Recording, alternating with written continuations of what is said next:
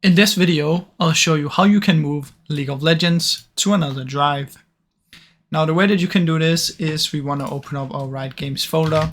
So look for File Explorer, find your Riot Games folder, mine is on the D drive.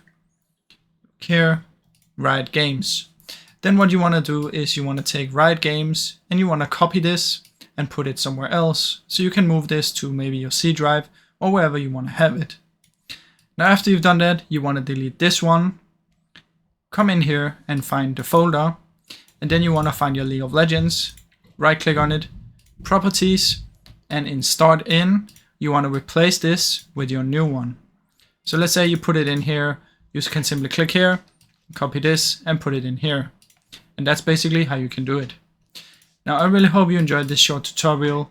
If you did, please leave a like and subscribe as it helps me out a ton. Thank you so much for watching.